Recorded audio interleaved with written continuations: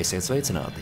Ja modernizētus un jaunus dzelzceļa pasažieru vagonus vietējos maršrutos vēl kādu laiku neredzēt, tad jau šajos Ziemassvētkos starptautiskajā dzelzceļa maršrutā Rīga–Maskava sāks kursēt 8 pilnīgi jauni vagoni. Jaunajiem divvietīgo kupeju un kupejas tipa vagoniem ir jauns daudzfunkcionāls dizains, elektroniski slēdzamas kupejas durvis, multimēdija sistēma, transformējums gultas, kas kupejās pasažieriem dos lielāku telpu, kā arī moderni sanmezgli un dušas. Dzelzceļa vagonu parka modernizācijas projektu veids starptautisko pasažieru pārvadātājs Sijā LZ Cargo sadarbībā ar Sijā L Expresses. Rītošā sastāva modernizācija bija nepieciešama jaunu pasažieru piesaistei, kas labprāt izmantot dzelzceļu saviem ceļojumiem un komandējumiem, ja tiktu nodrošināts augsts servis un braucienu komforts.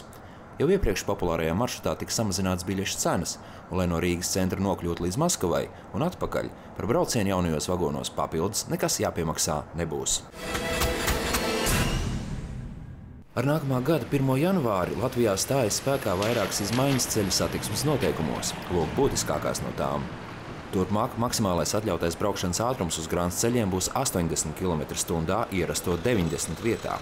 Aizliegta transporta līdzekļu stāvēšana un apstāšanās krustojumos, tajā skaitā apaļveida un tuvāk par 5 metriem no krustojuma robežas. Aizliegta transporta līdzekļu stāvēšana un apstāšanās uz gājēju un velospēdu ceļiem. Elektromobīļiem turpmāk būs jaunas atšķirīgas valsts reģistrācijas numurzīmes, kuras dos tiesības tiem pārvietoties pa sabiedriskā transporta joslām. Savukārt velobraucējiem turpmāk braukšana atļauta pa tiem paredzēto infrastruktūru – velojoslu. Ja šādas infrastruktūras nav vai tā attālināta no ceļa, tad riteņbraucējiem jābrauc pa brauktuvi. Savukārt braukšana pa ietvi atļauta kā izņēmums, ja braukšana pa brauktuvi ir apgrūtināta vai bīstama.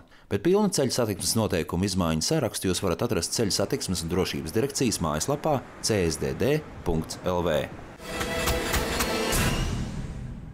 Pagājušā gada nogalē Rīgas brīvostā tika iedibināta jauna, bet jauka tradīcija – kapteiņa egles iedegšana.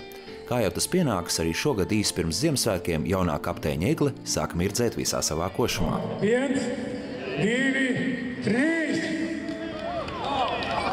Atkal nav!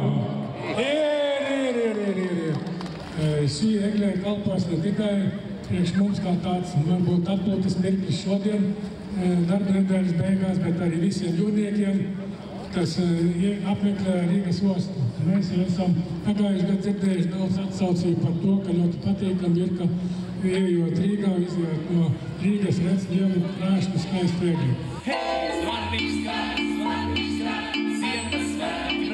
Laba, kārtīga, smuka, visiem labi tālu redzam egle.